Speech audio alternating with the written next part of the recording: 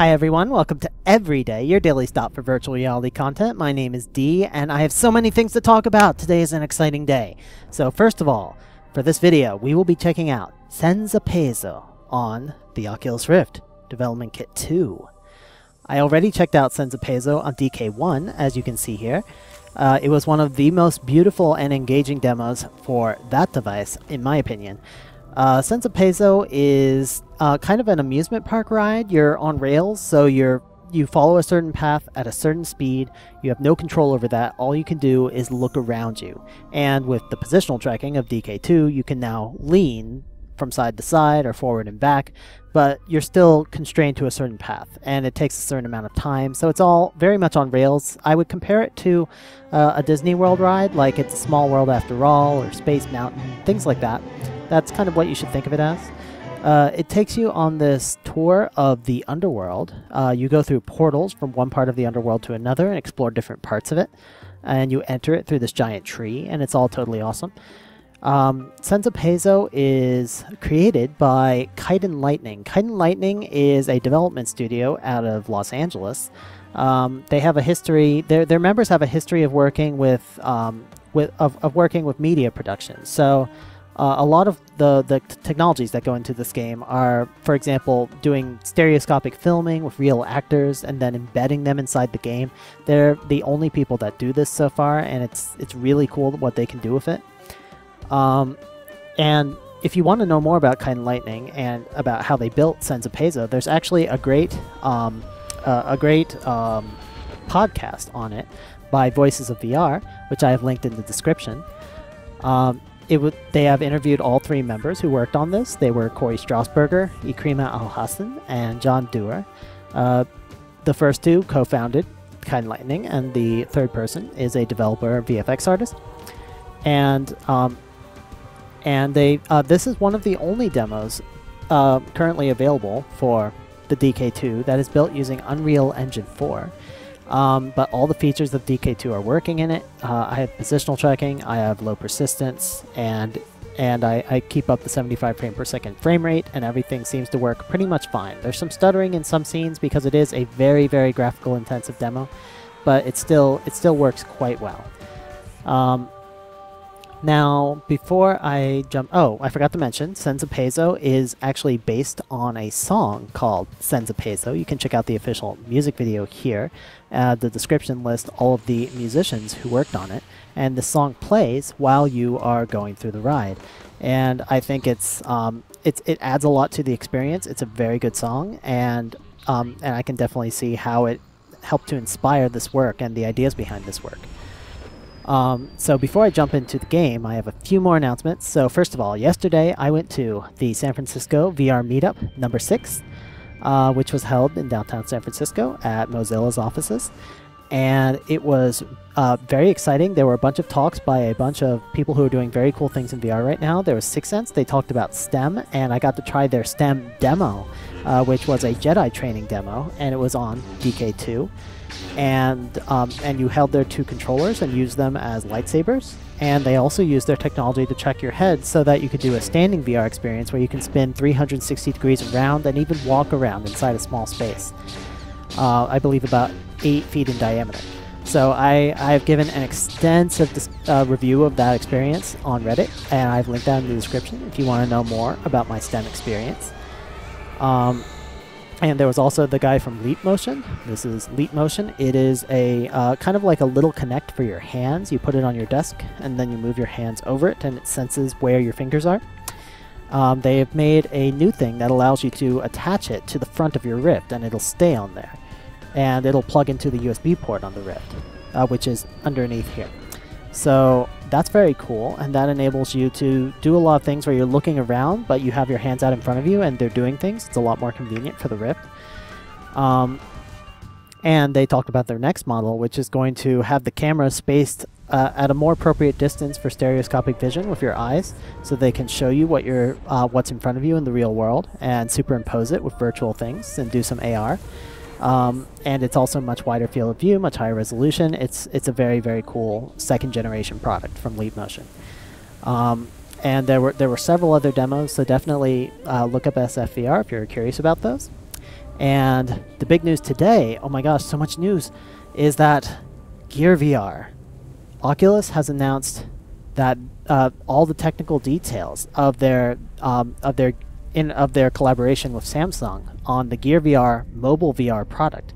It's designed to work with the Note 4 phone from Samsung. You take that phone and you put it inside a headset that looks kind of like this one. It's a plastic body and it has various sensors and such inside it.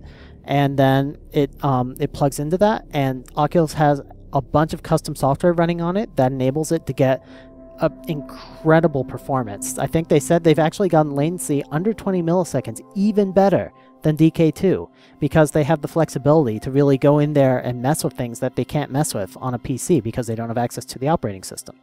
So this is super exciting, and I mean, it's basically the best mobile VR solution that's ever been created. The main disadvantage as compared to DK2 is obviously it's a lot lower performance. You don't have a full GPU, a PC GPU driving it. So you can only get like about 100,000 polygons in a scene as compared to like millions and millions on a typical PC. And it also doesn't have full 6 degree of freedom positional tracking. So you can't lean from side to side. It's a lot like DK1 in that respect. Finally, the last piece of news. If you look in the upper left corner, you will see a little icon that will enable you to click and donate money to me. And the reason I would like you to donate a little bit of money to help out my channel is because I have to spend a bunch of money to get things like the Oculus Rift DK2, hardware like that, to build my machine that I use for playing and recording demos, to get the recording software and the recording hardware that I need to keep things going, and anything you can do to help, even just a couple dollars, would be awesome and very, very helpful. I'm always happy to bring you this content. I'll continue to do so regardless of what happens, but anything you can do to help would definitely just help me to keep everything going and to get it up as frequently as I possibly can. Now, without further ado, let's go ahead and jump into Senza Peso.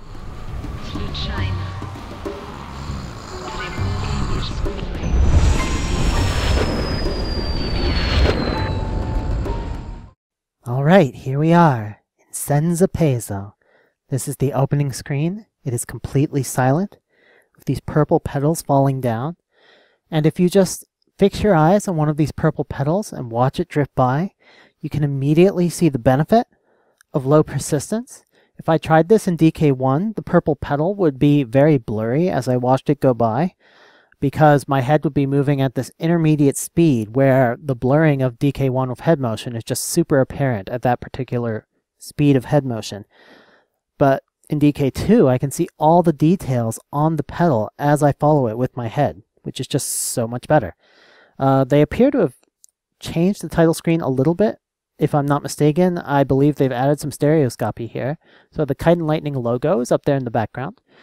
Senza Peso, the title, is right in front of us, a mini opera, and press enter to start is the nearest. So these pedals will become later important, remember them. And without further ado, let's jump in. Pressing enter. Now I'm not going to touch the keyboard, controller, or mouse for the rest of the interaction. It's all just using my head. And whoosh! We are over the water. I think this is my favorite water in this game. Some of the water I like more than others. I will talk more about that as we see it. I like the texture on the stones and this symbol as we come up on it. I like that a lot too. We're going to see one like it in a second. Here's the glowy tree with all of its glowing yellow petals. Very fiery.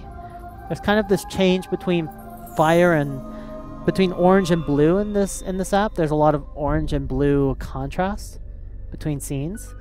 So now we're on the other side. On the other side of that portal, there is another tree. This tree has purple petals, just like the one in the intro.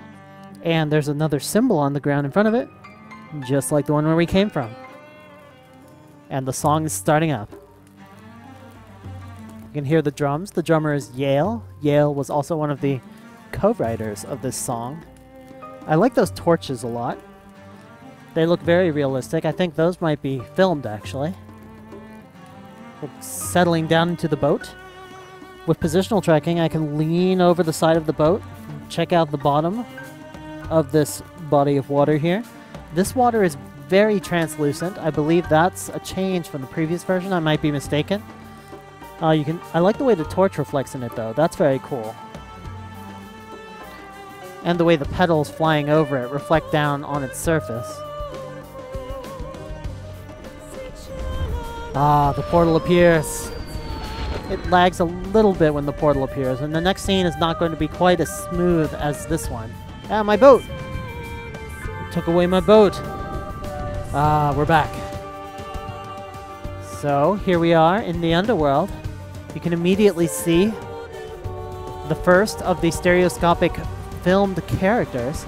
This is an actual actor who is being recorded, and I believe the way they did it is they actually just put a camera on rails, a stereoscopic camera, and they moved it past the guy at the same rate that our boat is going past each of these characters. And then they just play it back in the embedded in the correct location, and that's how they produce this effect. So they're not rendered using polygons. These are stereoscopic images that are just being rendered as part of the world. And it's actually really cool. They show up in the right location. They look realistic. They have depth. And, you know, it wouldn't work if you wanted to walk all over. Whoa! Hey there, big guy. This head looks like it's larger than the mountains. It is enormous. I think he's supposed to be like a god or something. I don't know. But he is extremely intimidating. Incidentally, if you move your head from left to right while you're looking at this guy, like lean from side to side, you'll see that the video moves with you. So positional tracking doesn't work for the video, which is interesting. Whoop, and he's gone.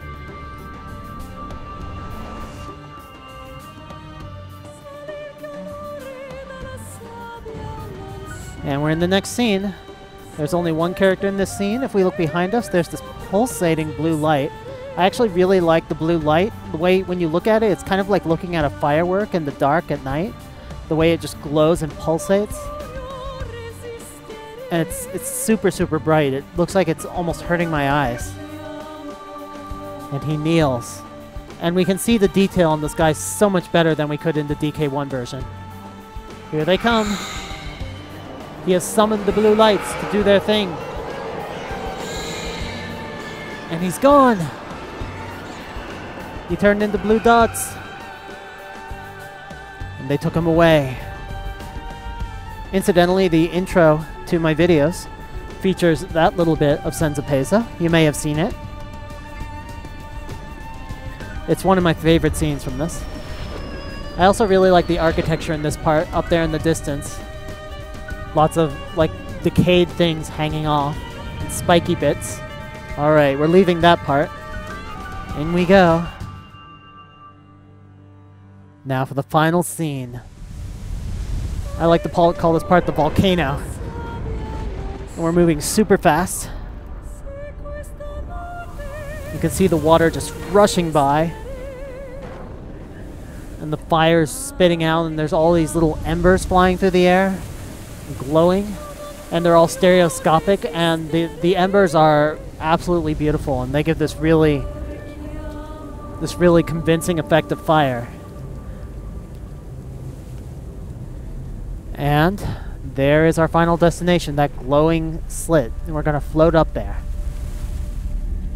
Our boat has reached the end of the line, so it's time to get out of our boat. Goodbye, boat. I really like the reflections on the rocks here. The texture on the... I mean, I don't think the rocks have displacement mapping, so they don't have real texture. But between the reflections and just the texture work, it still comes across quite nicely. You can see the light shining out of the slit and lighting up this air. We're floating inside it, very slowly. We're about to pass in. Now we're inside. Our boat is still hanging out back there. Goodbye, boat. Thanks for the ride. I gotta say, this is not something I ever did at Disney World. Floating out of the boat and going on my own path. And the sound cuts out. And we're back at the main menu.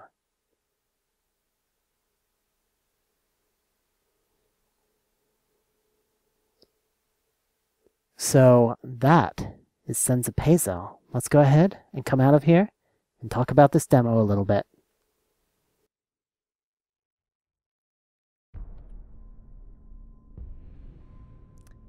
So Senza Peso is still an absolutely amazing experience on DK2. A lot of things that were just hard to see in DK1, like for example the man kneeling with the flower, like his flower was like 2 pixels wide on DK1. It was ridiculous. On DK2 the colors are so much more vivid. When you're passing between worlds, that void and the darkness between it is just pitch black inside the rift thanks to its OLED display, and that really gives you a feeling like you're passing through this void that's completely dark and empty. And there's the music still adds a lot to the experience, and being able to see the little particles moving through the air much more clearly definitely adds a lot. I think resolution was really, really key for this experience. It's not completely smooth yet. In some parts I definitely had a little bit of stuttering in the Underworld and in the part with the man with the flower. And a little bit in the volcano as well, especially when changing between worlds. So they could work a little bit on performance to get everything really solid at 75 frames per second at all times.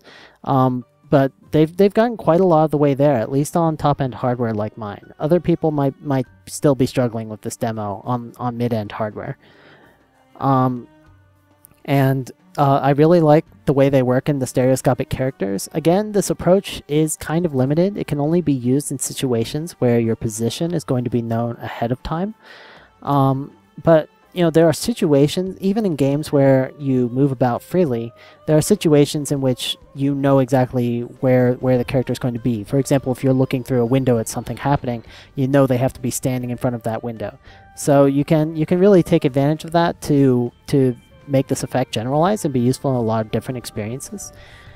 And I hope that'll be picked up as kind of one of the tools of the trade for creating VR experiences. And I really like the kind of how they have the petals in the opening, and then it turns out to be the petals from the tree, and then they return through the opening, and how they have the silence that's contrasted with the song, and how they have the orange at the beginning world and the blue in the middle and then the orange at the end. There's just a lot of really interesting design that's gone into this, and I think it's part of what makes it such a great experience and something that you just want to go through over and over. I think I've been through this like 5 or 6 times tonight, and it never gets old. There's always things to see, there's always things to watch. It's always engaging and awe-inspiring. So I'm always thrilled to do Senza Peso, and it's definitely a better experience on DK2. I like leaning over the edge of the boat and looking down into the water.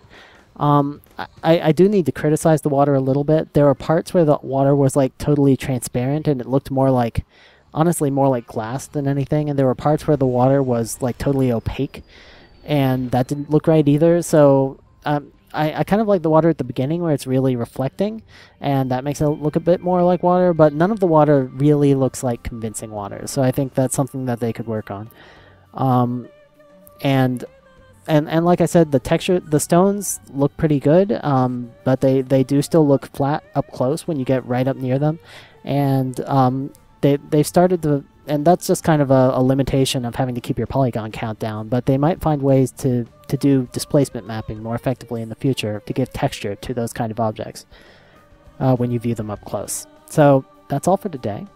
Let me know any thoughts you have on Senza Peso, any other questions you have about it, or any questions you have about all the news items that I talked about today, and or if you have questions about the new donation system that will be in the upper left corner on my videos. That's all for today. I will see you guys next time, and everybody have a great every day.